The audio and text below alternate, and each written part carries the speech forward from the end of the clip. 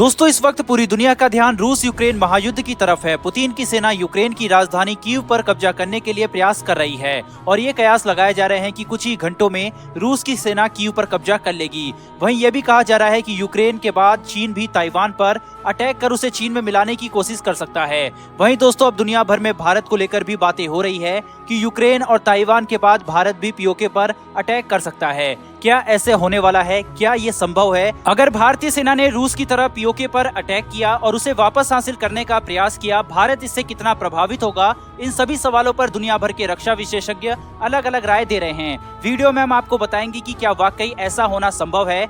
दोस्तों कुछ भारतीय यूक्रेन पर हमले को लेकर रूस का पक्ष ले रहे हैं। उन्हें इस हमले में कुछ भी बुरा दिखाई नहीं दे रहा। लोग सवाल कर रहे हैं कि हमें भी क्यों ना रूस की तरह ही पीओके पर हमला कर देना चाहिए। दोस्तों इसके अलग अलग जवाब सामने आ रहे हैं। इसका जवाब यह है कि हम रूस जितने सक्षम नहीं हैं। रूस के पास हमसे कहीं अधिक ताकतवर सेना है। रूस यूक्रेन युद्ध की बात करें तो यूक्रेन के पास न तो परमाणु हथियार है और न ही नाटो की सेना उसके साथ लड़ रही है। कुल मिलाकर वो कमजोर देश है। लेकिन पाकिस्तान उससे थोड़ा मजबूत देश है, वो भी इसलिए क्योंकि उसके पास परमाणु हथियार है। अगर पाकिस्तान की इस चीज को निकाल दे तो पाकिस्तान ने 4 ही युद्ध लड़े हैं और चारों भारत के साथ ही किए हैं। और पाकिस्तान के लिए शर्मिंदगी की बात यह है कि चारों ही युद्ध में वो बुरी तरह से हारा है, क्योंकि पाकिस्तान की सेना में देशभक्ति का अभाव है। पाकिस्तान की सेना की जान पर बन आए तो वो हथियार छोड़कर भाग जाती है, खुद को सरेंडर कर सकती है और पीठ दिखाकर भाग भी सकती है। कई मौके पर पाकिस्तान ऐसा कर भी चुका है। 1971 के भारत पाकिस्तान युद्ध में पाकिस्तान के 93,000 सैनिकों ने भारत के आगे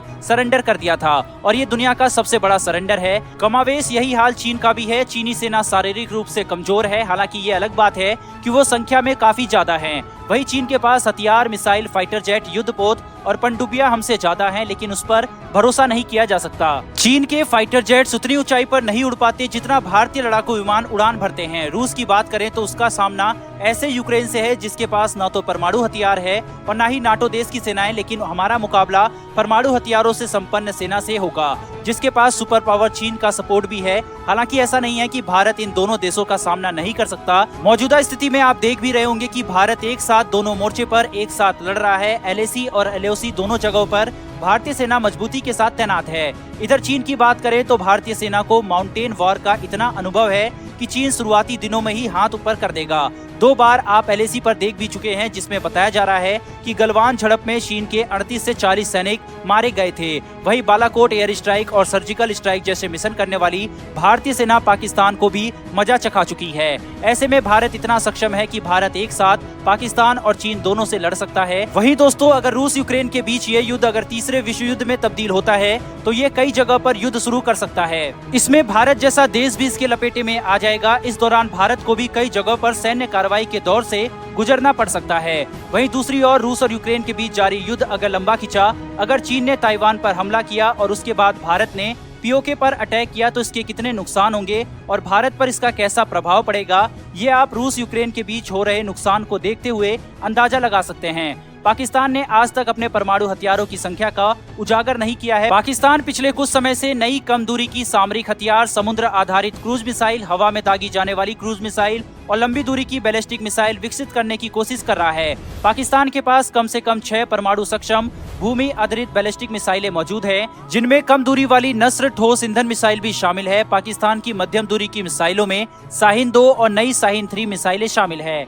एक बार पूरी तरह से ऑपरेशनल होने के बाद शोधकर्ताओं का कहना है कि शाहीन 3 मिसाइल की रेंज में इजराइल भी आ जाएगा। ऐसा पहली बार होगा जब इजराइल पाकिस्तानी परमाणु मिसाइलों की सीमा के भीतर आएगा। शाहीन 3 मिसाइल की रेंज 2750 किलोमीटर है। इसके लिए इन मिसाइलों को बलूचिस्तान प्रांत के पश्चिम हिस्से में तैनात करना होगा। इसके अलावा पाकिस्तान एक multiple independent re entry vehicle technology सक्षम परमाणु कैपेबल बैलिस्टिक मिसाइल आवा व्हील भी विकसित कर रहा है। हालांकि भारत के पास ऐसी कई मिसाइल है जो अकेले ही पाकिस्तान को पूरी तरह से सफाया कर सकती है। इसलिए मिसाइलों को लेकर आप इतना ही समझ लीजिए कि ताकत के मामले में पाकिस्तान भारत के सामने कहीं नहीं ठहरता है। पाकिस्तान का भारत पर एक हमला और उसके बाद भारत का जवाबी हमला पूरे पाकिस्तान के अस्तित्व को मिटा सकता है। ऐसे में दोस्तों रक्षा विशेषज्ञों का कहना है कि जिस तरह से रूस ने 2 अलग कंट्री यूक्रेन को तोड़कर बनाई, भारत ऐसे ही पीओके के साथ भी कर सकता है। और जिस तरह से क्रीमिया को रूस ने अपने में शामिल कर लिया है, वैसे ही भारत भी कर सकता है। मौजूदा हालात जिस तरह से पाकिस्तान में है,